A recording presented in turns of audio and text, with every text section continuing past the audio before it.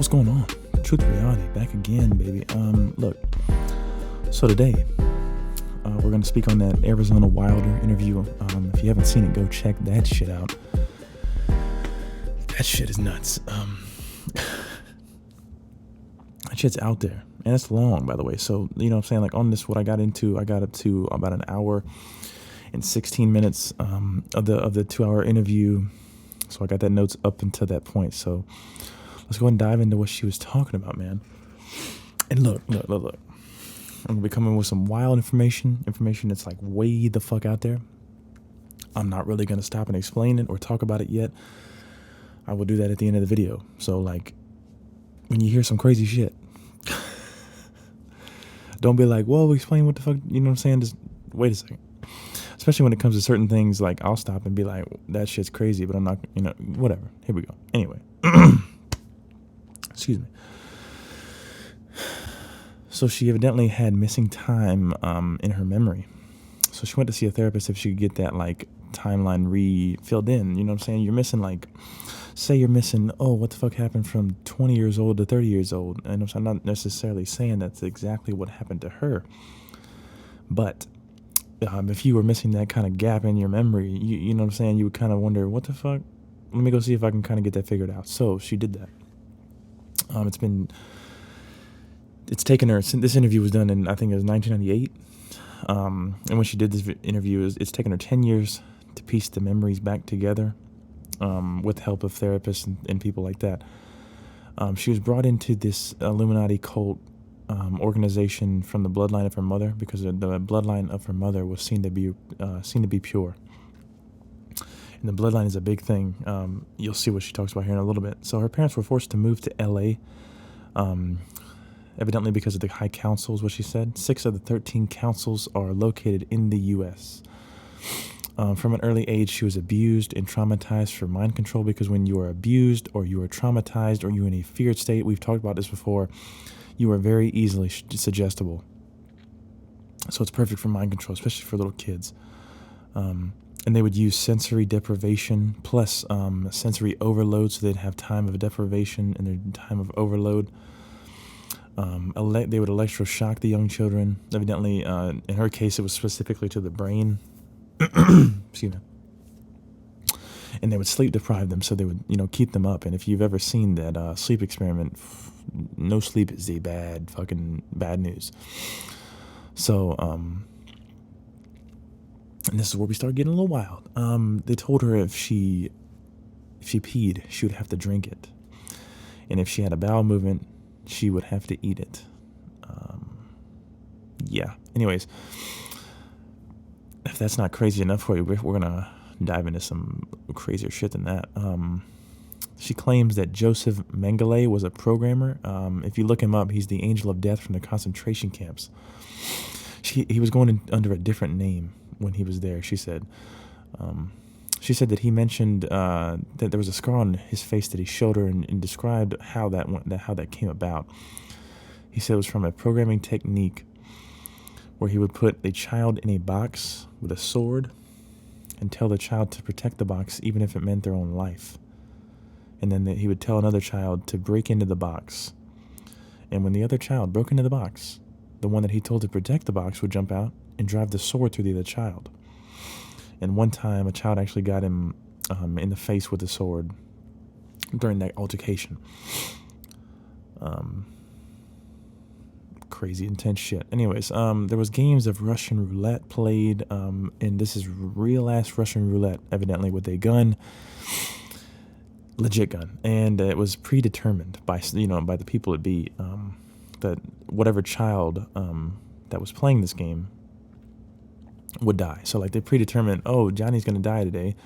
As fucked up as that sounds, that's what they were doing. So this was used to kind of scare the other children in line, like, oh, if you don't listen, this is what the fuck's gonna happen to you.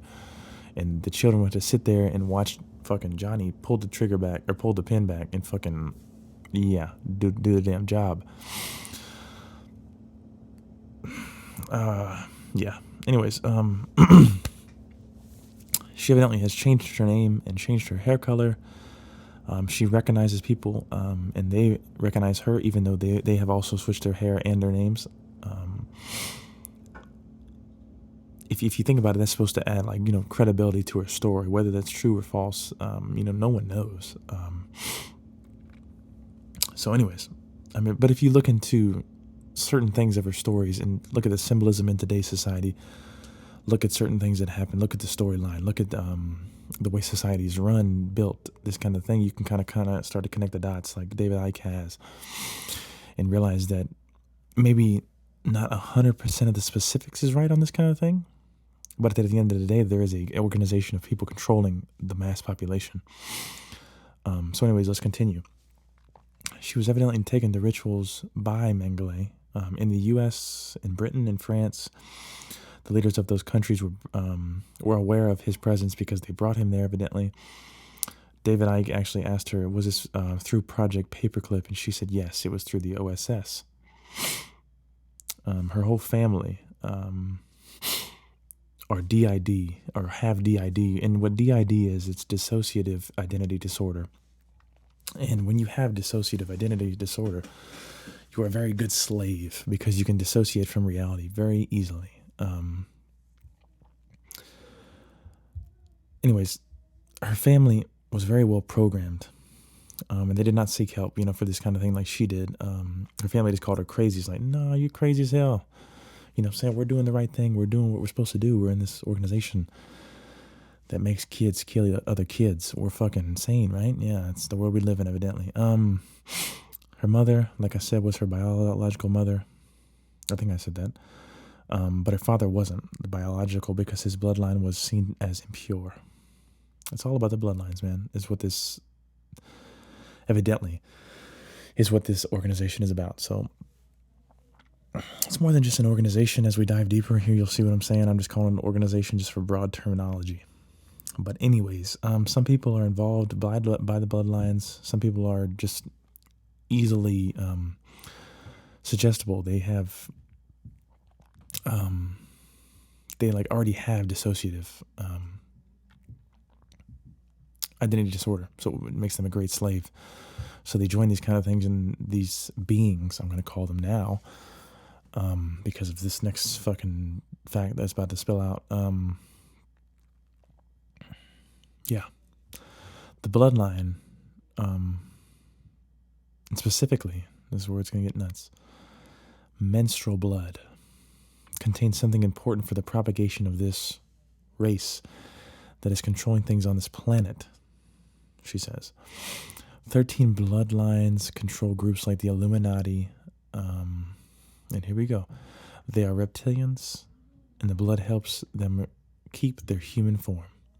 Helps them stay sane, helps them live in this world because they are not from this one. They need the person to be in complete terror or fear before they draw the blood, because evidently you secrete something into the blood in that state that is important to them, that helps them evidently keep the form that they have, the human form that they are shifting into. Which is why society is designed the way it is, because if you look, man, it's like breeding that kind of fucking society. Terror, fear, anxious, you know what I'm saying? These kind of states is what this kind of society breeds with ease. If you look into it, it's nuts. But yeah, but like I said, menstrual blood evidently contains this also. Whoa. So, evidently they would, she had watched, because she had been a part of these rituals and things of this nature. She had seen them devour people, evidently. Especially, they would use the fat from the intestinal area, because it's highly valued, evidently, because they use it on their skin. That's what she says. The amount of sacrifice started increasing in the 80s. They used both druidic and satanic holidays for their rituals. Okay, so this is where she dives into a little bit of the history of the reptilians, the bloodline, and stuff like this. So this is purely up for debate, but it's an interesting story when you look into it. And it kind of, when you connect the dots, it kind of makes a little bit of sense. So evidently, the Aryan race lived on Mars, and the reptilians came to mix with the Martians. The Martians evidently fled to the moon, and then they got away. They got away and then flew to Earth. This was about 6,000 years ago, and they got along with the inhabitants here, and started interbreeding with everybody here. And then 4,000 years ago, so 2,000 years later, the reptilians made it to Earth to take over. Evidently, they went underground in some aspects, and also the ruling portion of them evidently got involved with politics and religion, and started to control the world from these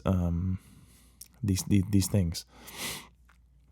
So evidently the Aryan race, blue-eyed, blonde hair, that kind of thing, and evidently reddish hair is what she was talking about in the video. If you watch it and listen to it, it's kind of like a gray area. But evidently that bloodline is more powerful for the reptilians because it contains something a little bit more powerful for them specifically, which could be why like the Nazis were all up in that shit. They maybe thought they were connected to the reptilians. Because if you look deeper, Hitler was big into the alien thing and finding big artifacts or meaningful artifacts like the Ark of the Covenant and stuff like that. He had a whole fucking section dedicated to that kind of thing. So maybe this is what the hell's going on. He had to deal with them like, yo, I'll give you all the Aryan race people if you give me all the power in the world or some crazy shit. Sounds like a fucking superhero movie, but whatever the fuck, you know what I'm saying? Anyways, once the Martians mixed with the inhabitants of the Earth, the bloodline of the Aryan race became less pure and less powerful for the reptilians. If you look into evidently Sumerian text and Egyptology, like Egyptian religion, they kind of, I shouldn't say look into them, the Illuminati or whoever, people of them, the organization used the Sumerian text and the Egyptian religions in their beliefs. Evidently the present head of the Illuminati, this was in 1998 when she said the present head, so it could be completely different now, but the present head at that time compared himself to Osiris and Horus, which is Osiris Reborn, if you remember the History of Egypt episode. But he also went by the name of Pindar from the Arthurian legend. Like if you look into it, it's like the legend of Arthur and the Round Table or some shit like that. Pindar actually is like a thing in there. It's like a person, evidently. He's going by this name, which means the phallus of the dragon. Okay, remember that. And the phallus is, come on, guys, you know what that is. Hopefully you do. If you don't, it's the male. Yeah. Anyways, also, and this is how the phallus of the dragon will tie in here just in a second. But also, he went by the name of Marcus de Libro, maybe that's it. Liberator of or from the water. So in the story of Osiris, he was cut into pieces and then thrown into the Nile. Evidently, Isis found the pieces and couldn't find the final piece, and Isis used a golden phallus. So that's what it's supposedly symbolizes the spreading of the superior seed. So, diving into specifically her role. Her role was as a goddess, specifically the mother goddess Starfire. And that's what they actually referred to as the menstrual blood. And I'll go down here real quick. It was later in the video, but there was somebody that dived into this. It was Sir Lawrence Gardner. Go look this shit up because it's legit. In Nexus magazine, he has a magazine thing published in Starfire, The Gold of the Gods. And what that was menstrual blood. Just crazy shit, man. Crazy shit. So like I said, her role was of that. There were only three mother goddesses on the planet at a time. And there's also 3 male equivalent on the earth as well. So the reptilians don't have psychic abilities like humans do, which is why they didn't conduct the mind control programs themselves, which is why they had different people carry it out, like Joseph Mengele or people like that. The people with psychic abilities are important to them because evidently when you do these rituals, you can predict the future. And so the reptilians were able to try to influence the future and change the outcome to suit, them. Also, these psychic abilities would be used during the rituals to call upon reptilians from other dimensions so that they could materialize into this world. Evidently, they are from a lower dimension and can only be brought to this higher dimension by being called upon by the one with psychic abilities. She says that humans have the ability to leave their physical form. You can vibrate at different levels. You can vibrate higher than your base level, and you can use your imagination. And I know that sounds like this guy's fucking talking about nothing, evidently. Then, but if you put more stock into the unseen, which is the imagination, because in the unseen you are able to see more things, because there's no limit, there's no border to what you can do in that realm. So I kind of quoted it, the imagination, but she didn't. I don't think she said that.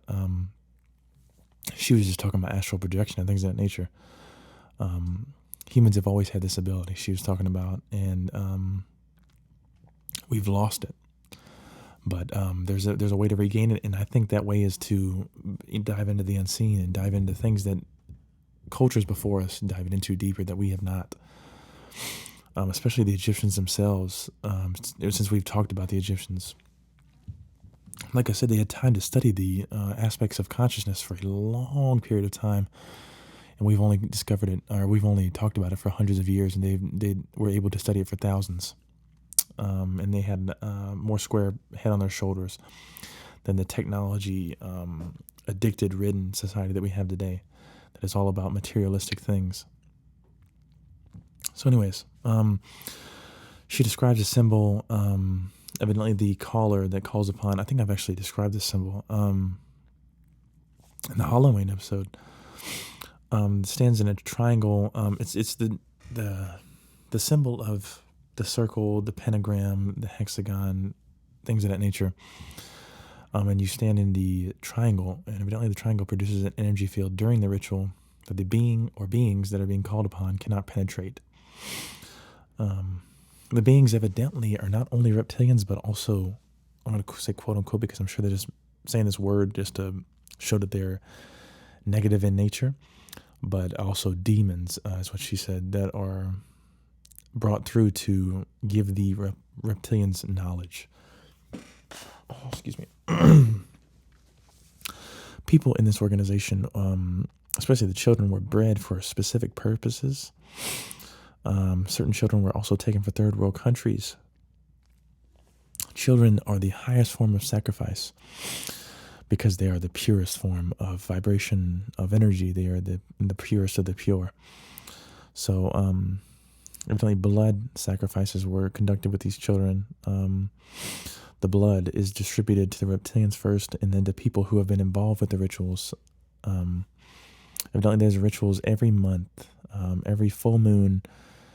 The important ones are summer and winter solstices, the vernal and fall equinox, and where, evidently, or no, this isn't where yet. Sorry, this is more things. Suin, Beltane, Imbolc in February, Lungansad in August, and the week leading up to Suan, and the week leading up before Beltane, they called these weeks the Grand Climax. So that's like their holidays, evidently. And their holidays, evidently, they celebrate rituals where they sacrifice. Isn't that great? Sacrificing children, just even better. It's fucking sick, man. These rituals evidently were taking place. This is on Halloween. They're taking place in 6 different places in the U.S. I think I actually talked about that one on the Halloween episode. And they were conducting satanic rituals inside of churches. Because evidently the Christian aspect of things is really the inversion kind of society that we see today. It's really, people don't even know it unwillingly, obviously, or unknowingly, I should say, are worshiping a false god. They're worshiping the wrong one is what it sounds like. Because the Christian holidays are actually satanic. rituals. Christmas, by the way, evidently the tree itself is a phallic symbol. And if you think about it, it is kind of like, wait a minute. It kind of makes sense because putting the final star on the tree symbolizes the spread of the seed. And when you really step back and say, wait a minute, let's think about that for a second, it's like, whoa, that actually connects and it finally like clicks. You know what I'm saying? It's like, okay. It's kind of getting out there. All the shit that I've talked about in this episode is getting fucking out there. But anyways, he asked her to describe certain people specifically from the U.S., from the European countries. So people from the U.S. that she had seen at these rituals was George Bush Sr., Madeleine Albright, Henry Kissinger, Ronald Reagan, Nancy Reagan, Hillary Clinton. Some of the people except for, I think all those people except for Hillary, she had said, she had seen them shapeshift. The two sons of George Bush were there, the governors of Florida and Texas, Jay Rockefeller, shapeshifter, Newt Gingrich, George, that last name's gonna haunt me because I can't remember how she said it. Yeah, I'm not even gonna try to say it. I'll just like throw it up in the fucking, I don't know where, but that George Duke, that last name's nuts. DeukMejian. I might throw up a picture of the person in the fucking video so that you will know who I'm talking about, or at least like the spelling. Anyways, Gerald Ford, shapeshifter evidently, Lyndon Johnson, Joseph Mengele, obviously, through the European countries, Queen Mother, Queen Elizabeth, Princess Margaret, Prince Charles, they're all shapeshifters. Evidently, the president of France after Gaul, which was George Pompidou, is what I looked up. So that's probably who she's talking about. The Rothschilds, Prince Philip, Zechariah Stitchin, that Lawrence Gardner guy that I talked about. Stitchin evidently is a misinformant, and he actually tried to warn off David Icke from investigating the reptilians. So there you go. The locations that they were evidently in, Glamis Castle, Stonehenge, Balmoral Castle, Westminster Abbey, the Chateau des Amoureux. It's a castle in Belgium. There was a castle in France. Now this part's, I don't even know how to describe this one. But evidently in the castle in France, there's a dungeon area with a formation of rocks that happen to glow green. And they keep menstrual blood in this formation. And evidently the menstrual blood makes the blood darker. And it's called black blood is what they call it. And it's used in certain rituals, evidently.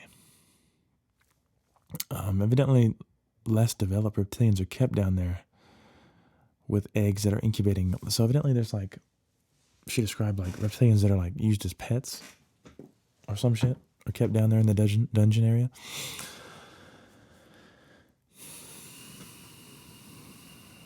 This is a far out there interview. Let's be honest with ourselves. You got to be very open-minded to even begin to even think that these things might possibly be true. You have to have a very open mind.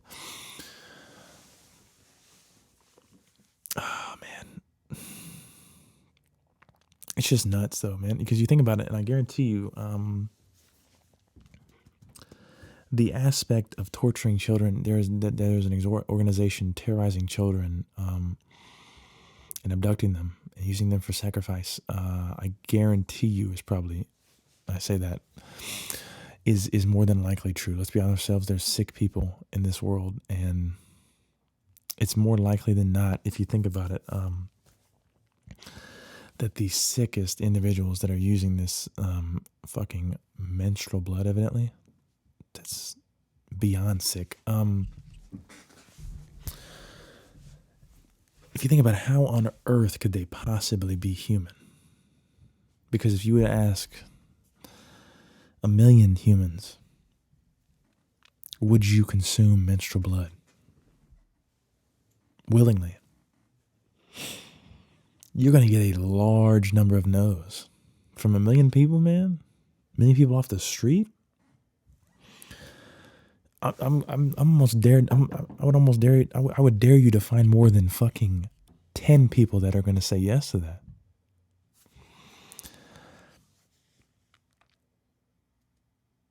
It just makes more sense that they would be of a different race. They would be a different being. They would be from a different dimension, a lower vibration. Sick individuals, people with no sympathy, people with no empathy, people that are incapable of feeling that kind of thing for other beings because they were too worried about their agenda. And if you realize that the reptilian part of the brain, the survival part of the brain, is more of that kind of thing, then it kind of makes sense with the reptilian tie-in. Am I saying that there are truly reptilians in this world? Who the fuck knows? But is there a strong possibility that there is some shape-shifting type of being in this world? I would say you would be hard-pressed to believe the opposite because of what you know from the fucking numbers that I've spit out of my goddamn mouth before, that we know 4.9 of what the universe is, and that we can only see 0.0035% of the spectrum. And the spectrum isn't even all of the fucking things that are in the field of existence. We are blind. We don't know anything. We are in the infancy. We are in a very childlike state of information. If you think about it, I'm saying, so many people claim that we know all these things when we know close to nothing. Like I said before, if you get a 4.9 on a test, what the fuck do you know about that test? That's less. That's not even good as guessing all the answers on the test. I've guessed my way to a better grade than a fucking 4.9, dude. Come on now. Yeah. So to completely dismiss the idea of these kind of things, just like at a fucking snap of a finger, it's like you're doing a disservice to yourself. You're doing a disservice to the furthering upon knowledge. You know what I'm saying? And like Tesla has quoted, the moment we start investigating the unseen is the moment we, he didn't say unseen. It's basically the unseen. He's basically saying the time that when we start investigating non-physical phenomena, that is the time we will make the most leaps and bounds in our scientific community. So, anyways, large quantities of interesting information is what I got out of that interview. 2 hours, man. Like I said, I've only watched half of it. I'm intrigued to listen to the other half, but it's just interesting, wild-ass information if you think about it. Because when you sit down and you listen to her, it's not like she's pulling this shit out of a fucking hat. The holidays, she named them like it was the religion that she fucking believes in. You know what I'm saying? She named it like it was that. It was second nature to her. You know what I'm saying? It's like what holidays do you celebrate as a Christian? You know what I'm saying? You got fucking Christmas, Thanksgiving, Easter, things like that. You can just name them all, spit them off that easy. You know what I'm saying? It was exactly like she did it. So it's not like she's just coming up with this shit on the spot and it's like pulling this shit out of a fucking hat. So I'm hard pressed to say that everything she spits out of her mouth is bullshit. Now, is everything that she says completely 100% true? You know what I'm saying? Well, who knows? Is the ultimate answer? And I hate to be that kind of guy that just says I don't know, but that's just the truth of the matter. And it could be as simple as the swords that she describes are not swords, but they're knives. You know what I'm saying? I was thinking about that when I was writing it down. I was thinking maybe the memory has failed her in that respect, and it's not really a sword they're protecting the box with. He just simply gave him a knife. So it could be that.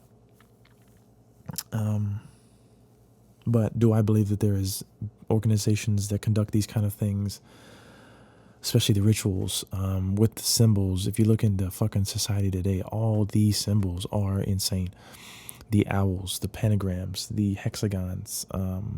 Did I say hexagons? Yeah, hexagons. I'm losing my mind. So anyways, pentagrams, hexagons. It's nuts.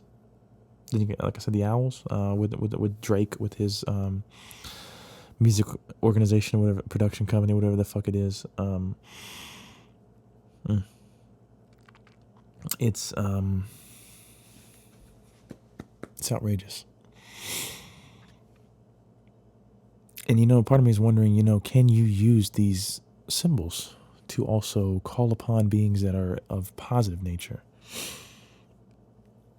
I don't know, because I know nothing about these fucking dark arts type of shit and don't know anything about it, so don't want to know anything about the dark arts.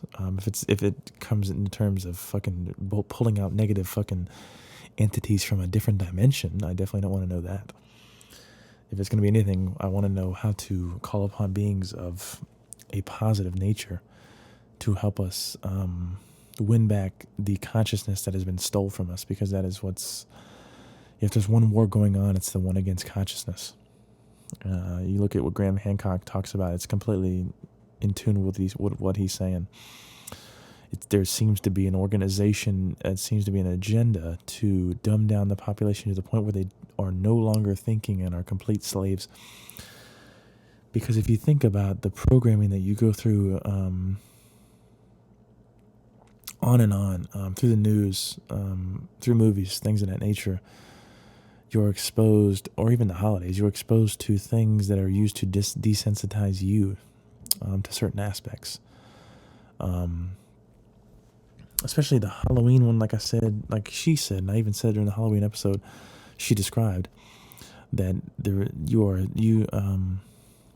being desensitized to the idea of demons or open wounds or killers or whatever it may be. You are being desensitized to this kind of thing to make this thing like everyday life.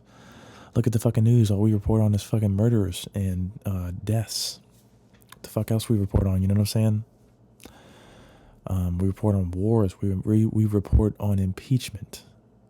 I know that's not really a desensitized thing, but at this point, guys, let's be honest ourselves. It's a little late to try to impeach the man. I'm just going to throw it out there and kind of throw that little political thing out there real quick. It's a little late in the game to be doing that shit. But anyways, it's just another distraction tactic. Let's be honest with ourselves. We're not going to impeach him. This is just a distraction to get everyone to talk about that instead of look deeper into these more meaningful, important topics no one wants to think about. And a lot of people dismiss it because, first of all, they might be too scared to believe that that's the truth. Two, they're too comfortable with thinking that they know everything about reality. Three, they just think you're fucking nuts because it's not what the nightly news covers. Or it's not what fucking, what's his name? Jimmy Kimmel covers. Fucking propaganda mouthpiece.